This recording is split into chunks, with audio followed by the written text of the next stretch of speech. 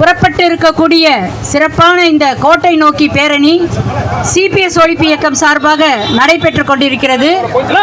இந்த இயக்கத்தினை சிறப்பாக ஏற்பாடு செய்திருக்கக்கூடிய சிபிஎஸ் ஒழிப்பு இயக்கத்தின் பொறுப்பாளர்களே, இந்த பேரணியை முறையாக துவக்கி சிறப்புரை ஆற்றுவதற்காக வருகை தந்திருக்கக்கூடிய தமிழ்நாடு அரசு ஊழியர்கள் சங்கத்தினுடைய மாநில தலைவர் அன்பு தோழர் ரமேஷ் அவர்களே, மற்றும் சங்கத்தின் மாநில நிர்வாகிகளே, பல்வேறு தோழமை சங்க நிர்வாகிகளே, இந்த பேரணியிலே திரளாக கலந்திருக்கக்கூடிய அன்பு தோழர்களே, தோழியர்களே, பத்திரிகை நண்பர்களே, ஊடக நண்பர்களே, அனைவருக்கும் என்னுடைய புரட்சிகரமான வாழ்த்துக்களையும் வணக்கங்களையும் தெரிவித்துக் கொள்கின்றேன். இந்த பேரணி வெற்றியடைய வாழ்த்துக்கள். கோட்டை பின்புறம் இருக்கின்றது, நாம் முன்புறம் நோக்கி சென்று கொண்டிருக்கின்றோம். அந்த கோட்டையை மக்கள் ஆளக்கூடிய ஒரு நாளை உருவாக்கத்தான் நாம் போராடி கொண்டிருக்கின்றோம். இன்றைக்கு தமிழகத்திலே 2 வழக்குகள் மக்களால் கூர்மையாக கவனித்துக் கொண்டு இருக்கப்பட்டு வருகிறது. ஒன்று, தமிழக ஆளுநர் மசோதாக்களை வாங்கி கிடப்பிலே போட்டது சரியா தப்பா, இது ஒரு வழக்கு.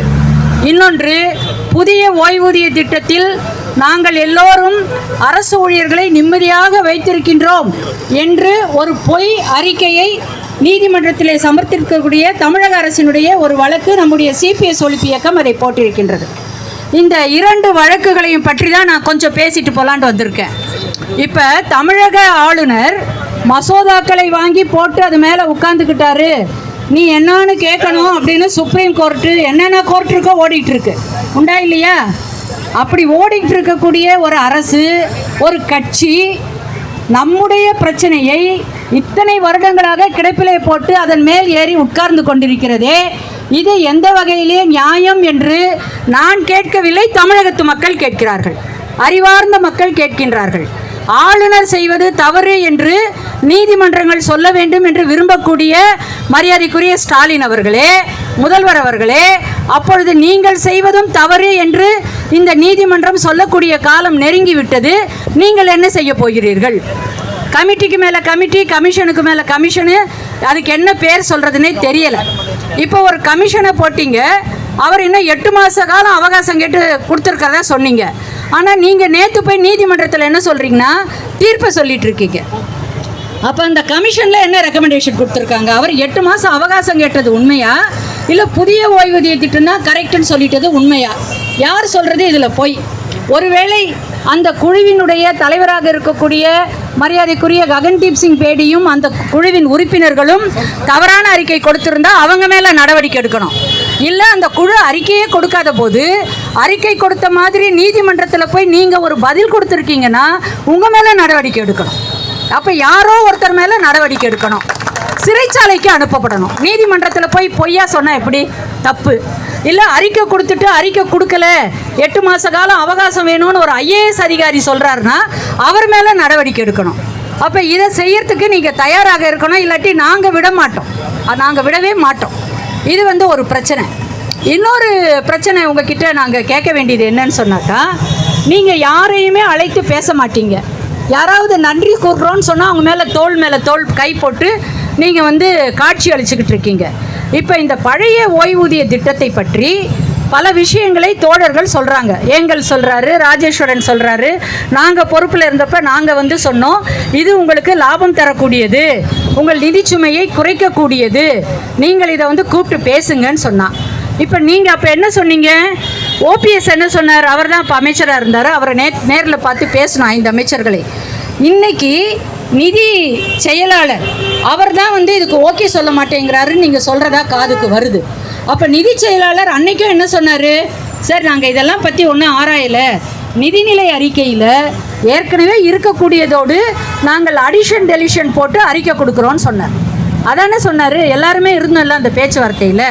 அப்போ அந்த நிதி செயலாளரை இதற்கு பொறுப்பாக்கி இந்த பணம் வந்தது எங்கே, இவ்வளோ வருஷமாக என்ன பண்ணீங்க, நீங்கள் 2031 வரைக்கும் எடுத்துக்கிட்டு போகிறீங்க.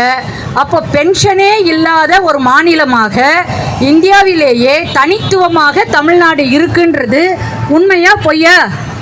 அது எப்படி பென்ஷனே இல்லாமல் ஒன்றை வச்சுக்கிட்டு இந்த பென்ஷன் திட்டத்தில் அரசு ஊழியர்களை நல்லபடியாக வச்சுக்கிட்டு இருக்கோன்னு நேற்று நீங்கள் போய் கோர்ட்டில் சொன்னீங்க. நாங்கள் என்ன சொல்கிறோம்?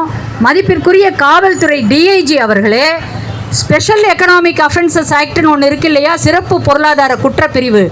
அதன் கீழ் நீங்கள் கடந்த 2003ஆம் ஆண்டிலிருந்து தமிழகத்திலே ஆட்சி புரிந்த ஆட்சியாளர்களையும் பல்வேறு விதமான நிதித்துறையிலும் பல்வேறு துறைகளில் பணிபுரிந்த சீஃப் செக்ரட்டரி உள்ளிட்ட எல்லார் மீதும் நிதி மோசடி வழக்கில் நீங்கள் அவங்க மேலே நடவடிக்கை எடுக்கணும். இது நிதி மோசடி. இது நிதி மோசடி.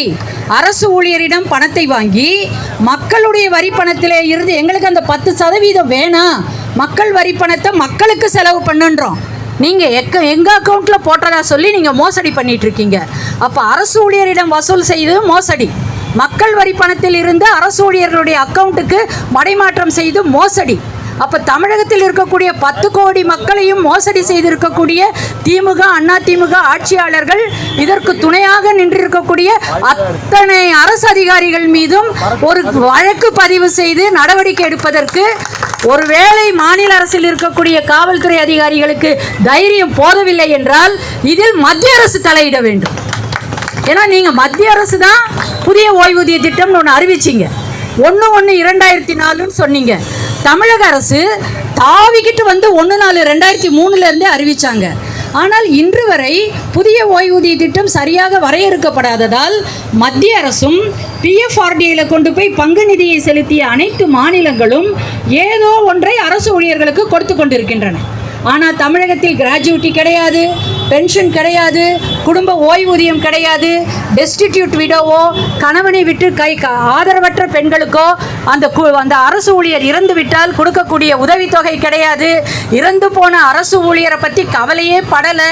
இப்படி ஒரு கொடுங்கோல் ஆட்சியை புரிந்து கொண்டிருக்கக்கூடிய தமிழக அரசு மீது மத்திய அரசு நேரடியாக நீங்கள் நடவடிக்கை எடுக்கணும் அப்படின்னும் நாங்கள் இங்கே கேட்டுக்கிறோம். எங்கள் பணத்தை நீங்கள் திருப்பி கொடுக்குறீங்க. இப்போ 2016 திருப்பி கொடுக்குறீங்க. அது ஒரு மோசடி இல்லையா? பென்ஷனுக்காக பிடிக்கப்பட்ட பணத்தை நீங்கள் எப்படி திருப்பி கையில் கொடுப்பீங்க? மக்கள் வரி பணத்தை நாங்கள் கேட்டோமா? நீங்கள் மக்கள் வரி பணத்தை தூக்கி எங்களுக்கு கொடுக்குறீங்க. சும்மாவா கொடுக்குறீங்க? நாங்கள் கோர்ட்டுக்கு போக மாட்டோம், நடவடிக்கை எடுக்க மாட்டோம்னு கண்டிஷன்ஸ் போட்டு எழுதி வாங்குறீங்களே. நீங்கள் உண்மையிலேயே ஒரு மனுநீதி சோழன் ஆட்சி புரிந்ததா சொல்கிறீங்களே, அந்த நாட்டில் தான் இருக்கீங்களா? அப்படியெல்லாம் எழுதி வாங்கினா அது செல்லுபடி ஆகுமா? சட்டத்தின் முன் நிற்குமா? அப்போ சட்டத்தின் முன் செல்லுபடியாகாத வாக்குறுதிகளை பெற்று அப்பாவி அரசு ஊழியர்களை மிரட்டி தான் கட்டின பணமாவது வந்தால் போதுன்ற ஒரு மனநிலையை உருவாக்கி மக்களையும் அரசு ஊழியர்களையும் ஏமாற்றி கொண்டிருக்கக்கூடிய அரசியல்வாதிகள் மீதும் துணை நிற்கக்கூடிய அதிகாரிகள் மீதும் நடவடிக்கை எடுத்து இந்த ஊழலில் இருந்து அனைவரையும் விடுவிக்க வேண்டும் என்று கேட்டுக்கொண்டு அந்த நடவடிக்கை எடுக்கும் வரை இந்த போராட்டம் தொடரும். பழைய ஓய்வூதியம் பெறும் வரை உயிர் தியாகம் செய்து கூட நாங்கள் இதை பெறுவோம் என்று இங்கே கட்டியம் கூறி புறப்பட்டிருக்கக்கூடிய இந்த பேரணியை நான் வாழ்த்தி வரவேற்று துவக்கி வைத்து பெருமை அடைகிறேன். நன்றி, வணக்கம் தோழர்களே.